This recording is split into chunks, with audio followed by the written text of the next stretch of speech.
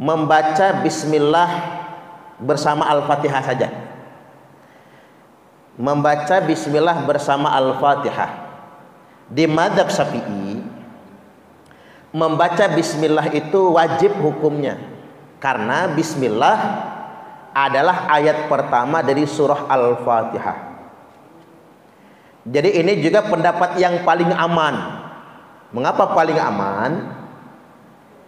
Ya, seandainya bismillah itu bukan ayat dari Al-Fatihah, ketika kita membaca surah Al-Fatihah menyertakan bismillah, Al-Fatihahnya nggak rusak. Karena memang ada kesunahan kan, ketika kita membaca surah diawali dengan membaca bismillah. Memang ada kesunahannya. Nah, yang nggak aman itu yang nggak baca bismillah. Ya, kalau benar bismillah itu bukan bagian Al-Fatihah, selamat dia. Seandainya bismillah merupakan bagian dari Al-Fatihah lalu nggak dibaca, berarti nggak sah Al-Fatihahnya kan? Kalau Al-Fatihah nggak sah, sholat juga tidak sah. Maka menurut saya pendapat yang paling kuat terkait dengan bismillah adalah pendapat Imam Asy-Syafi'i rahimahullah. Baca saja bismillah. Apa sih repotnya? Ya, kalau baca bismillah itu bayar, nggak usah dibaca Bu, bayar soalnya. Ini membayar enggak? Ngabisin tenaga? Tidak. Ngabisin napas? Tidak. Baca bismillah. Nah, khususnya di madzhab Syafi'i, bismillah adalah bagian dari surah Al-Fatihah, maka wajib dibaca. Jika Al-Fatihah dibaca sir, bismillahnya juga sir. Jika Al-Fatihah dibaca jahar atau dikeraskan, serta bismillah pun dikeraskan. Beberapa keterangan yang saya baca di sini dari Qatadah, dia berkata, Su'ila Anas, telah ditanyakan kepada Anas, kaifa kanat qiraatun Nabi sallallahu alaihi wasallam, bagaimana sih kaifiat cara Nabi membaca Al-Fatihah di dalam sholat?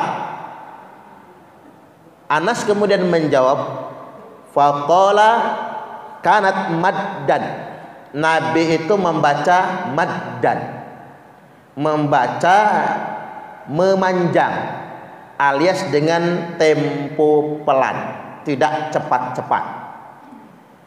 Thumma qara'a, beliau membaca Bismillahirrahmanirrahim, ya muddu bi bismillah, memanjangkan bismillah, wa yamuddu birrahman, memanjangkan ar-rahman, wa yamuddu birrahim, memanjangkan ar-rahim. Maksudnya begini, Bismillahirrahmanirrahim. Maksudnya tidak begini, Bismillahirrahmanirrahim. Bisa aja begitu. Orang baca Al-Fatihah itu bisa aja, Bismillahirrahmanirrahim, Alhamdulillahirabbil alamin. Bisa aja. Apalagi sholat sendirian kan. Kalau sholat sendirian bacanya begitu, atau bacaan sir ya begitu bacaannya. Enggak mungkin orang di sini bacanya Bismillahirrahmanirrahim, kelamaan. Ini bacaan ketika Nabi jahar. Nah, Anas mencontohkannya bagaimana menjaharkan bacaan ini. Ini menunjukkan bahwasanya bismillah itu dibaca serta Al-Fatihah, merupakan ayat pertama dari surah Al-Fatihah, pun dibaca secara jahar atau dikeraskan. Keterangan ini tercantum dalam kitab Sahih Al-Bukhari nomor hadis 5046, dan kemudian Sunan An-Nasa'i nomor hadis 1004.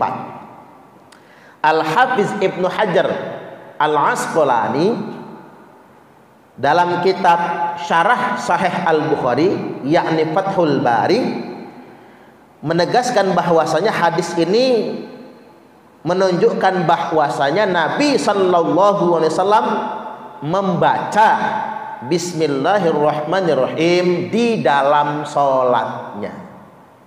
Fathul Bari di juz yang ke-14 halaman 269.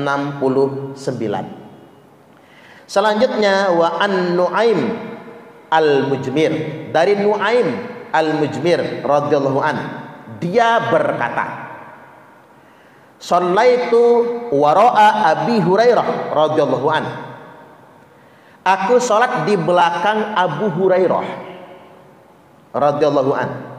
Abu Hurairah ini adalah sahabat Nabi dengan hafalan hadis terbanyak. Jadi Abu Hurairah ini, Bu, yang paling paham akan sunnah Nabi, karena dia paling dekat dengan Nabi, terutama dalam menghafal sabda-sabda Nabi dan kemudian melihat perbuatan Nabi dan lain sebagainya. Faqara'a bismillahirrahmanirrahim. Abu Hurairah salatnya membaca Bismillahirrahmanirrahim. Maksudnya di sini membacanya secara jahar, secara keras. Tsumma qara'a bi ummil Qur'an ila akhiri. Membaca Ummul Quran secara lengkap atau surah Al-Fatihah hingga akhirnya, ila akhiri, hingga akhir Al-Fatihah. Tsumma yaqulu idza sallam, lalu beliau berkata ketika salam atau selesai salam, walladzi nafsi biyadihi, demi zat yang jiwaku di tangannya atau dalam genggamannya dalam bahasa kita, inni la asbahukum salatan bi Rasulillahi sallallahu alaihi wasallam. Kalau bahasa kitanya saya sederhanakan begini, sesungguhnya aku, kata Abu Hurairah, sholatku ini persis dengan sholatnya Nabi, atau lebih persis kalau dibandingkan dengan kalian semua, dengan sholatnya Nabi sallallahu alaihi wasallam. Itu maksudnya. Jadi Abu Hurairah menegaskan, beliau mencontohkan, beliau menggambarkan sholatnya Abu Hurairah itu adalah sholat yang persis dikerjakan oleh Rasulullah Sallallahu Alaihi Wasallam. Dan di situ Abu Hurairah menjaharkan Bismillah. Hadis ini Sunan An-Nasai, nomor hadis 905. Selanjutnya an Abi Hurairah radhiyallahu an, dari Abu Hurairah, qol, beliau berkata, qala Rasulullah sallallahu alaihi wasallam, bahwasanya telah bersabda Rasulullah sallallahu alaihi wasallam, idza qara'tumul Fatihata faqra'u bismillahirrahmanirrahim fa innaha ihda ayatiha. Apabila kalian semua membaca surah Al-Fatihah, bacalah bismillahirrahmanirrahim, karena sesungguhnya bismillah itu adalah salah satu ayat dari surah Al-Fatihah. Saya pikir dalil ini terang semua ya, Bu, ya, tegas semua kan. Artinya kalau ada temen gitu yang ngomong bismillah itu bukan bagian dari Al-Fatihah, kan begitu misalnya ya, itu sudah keyakinan dia, berarti kan pilihan dia. Terus kita yang meyakini bismillah bagian dari surah Al-Fatihah nggak bisa lagi dibatalkan, termasuk kita menjaharkan bismillah ini. Ya seperti saya sampaikan tadi, yang paling selamat yang pakai bismillah, itu paling selamat. Kalau nggak pakai bismillah, gimana seandainya bismillah itu memang ayat pertama? Kan begitu. Ibu-ibu punya mushaf Al-Quran kan? Iya kan? Coba ibu-ibu buka mushaf Al-Quran itu, ayat pertama Al-Fatihah apa? Bismillahirrahmanirrahim. Sampai penasaran, ibu-ibu jangan beli mushaf Indonesia lah. Ibu-ibu kan sering dapat hadiah kalau di Mekah kan, atau lihat Quran di Masjidil Haram itu. Quran di masjid itu kan, di Baitullah itu semua menuliskan bismillah ayat pertama dari surah Al-Fatihah. Berarti kan sepakat, umat Islam itu sepakat sedunia internasional ini, bismillah itu ayat pertama dari surah Al-Fatihah. Ini udah pas lah kita ini, sudah pas. pilihannya kita membaca bismillah dalam surah Al-Fatihah itu. Hadis ini tercantum dalam kitab Sunan Ad-Daruqutni nomor 1202. Yang berikutnya dari Ali bin Abi Thalib radhiyallahu an. Kana Rasulullah sallallahu alaihi wasallam yajharu bi bismillahirrahmanirrahim. Bahwasanya Rasulullah sallallahu alaihi wasallam menjaharkan, mengeraskan bacaan bismillahirrahmanirrahim. Ini hadis dari Ali. Sunan Ad-Daruqutni 1168. Baik, hadis yang berikutnya dari Abdullah bin Abbas radhiyallahu an. Ini paling dekat Nabi semua nih. Abu Hurairah dekat Nabi. Ali bin Abi Thalib ahlul baitnya Nabi. Sudah adik sepupu mantu juga. Abdullah bin Abbas ini adik sepupu Nabi juga, anak pamannya Abbas bin Abdul Muthalib. Jadi dari Abdullah bin Abbas radhiyallahu an dia berkata, kana Nabiyyu sallallahu alaihi wasallam yajharu fi salati bi bismillahirrahmanirrahim. Bahwasanya Nabi selalu mengeraskan di dalam salatnya bismillahirrahmanirrahim. Kan clear banget ini. Sunan Ad-Daruqutni nomor hadis 1172. Baik, selanjutnya satu hadis lagi dari Ummu Salamah. Ummu Salamah ini siapa? Ummul Mukminin radhiyallahu anha. Jadi istri Nabi. Termasuk Ummu Salamah ini yang diwasiati Nabi. Diwasiati Nabi, Nabi gemetar membawa segumpal tanah ya Bu. Kata Nabi, kalau tanah ini sudah berubah menjadi darah, maka cucuku Husain sudah syahid, wafat, meninggal dunia. Tanah itu tanah Karbala, dimasukkan ke dalam botol. Begitu botol, tanah dalam botol berubah menjadi darah, Ummu Salamah menangis. Anakku, itu cara bahasa beliau ya Bu, penyebutannya si cucungku berarti kan. Anakku Husain sudah wafat, meninggal dunia ketika tanah dalam botol berubah menjadi darah. Itu peristiwa dibunuhnya cucu Nabi Imam Husain oleh pasukan Yazid atau komandan tempur Ibnu Ziyad ya, di padang Karbala. Pelajaran bagi kita, ternyata mati itu takdir. Tanah di mana kita mati itu pun sudah ditakdirkan oleh Allah. Makanya ibu-ibu jangan takut mati. Ibu-ibu ini sebenarnya bukan takut mati, tapi takut menghadap Allah setelah mati. Betul nggak Bu? Itu sebenarnya. Kalau mati mah takdir, mati itu takdir. Yang bikin kita takut ini udah cukup belum modal ngadep Allah itu ya. Yang pertama, yang kedua, karena kita merasa banyak dosa. Takut Allah tidak mengampuni dosa kita. Itu sebenarnya. Karena kalau mati itu mau kita takutin kayak manapun, kita tidak akan pernah lari dari kematian. Bisa lari dari kematian. Kematian yang akan menjumpai kita semua. Jangankan waktu kematian, tempat mati pun sudah Allah takdirkan. Di bumi mana kita bakal mati sudah Allah takdirkan.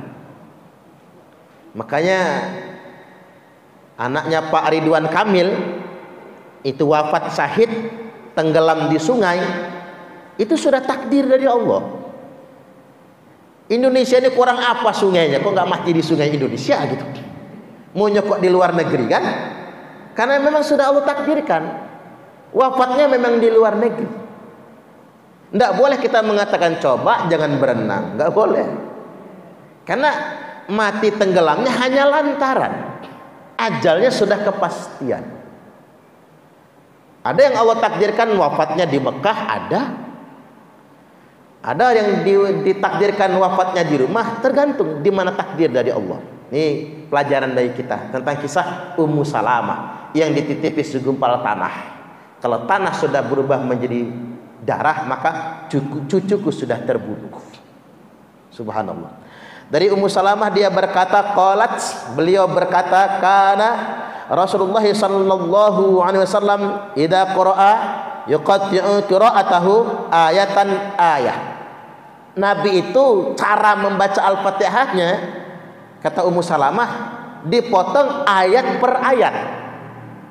Jadi yang lebih afdal membaca Al-Fatihah itu dipotong, jangan diwasol, dipotong ayat per ayat.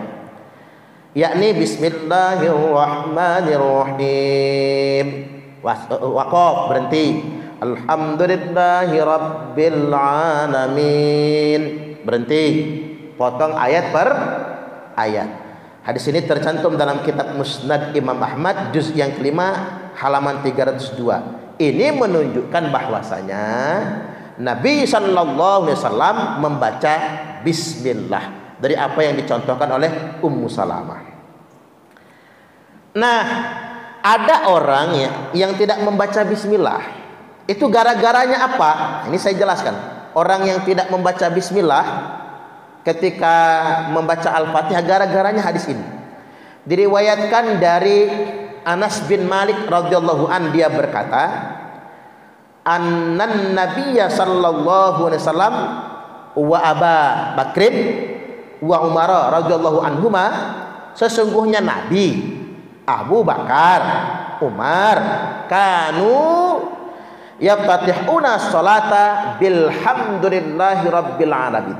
Bahwasanya Nabi, Abu Bakar dan Umar membuka sholatnya dengan alhamdulillahi rabbil alamin. Hadis ini Sahih Al-Bukhari nomor 743, Sahih Muslim nomor 399.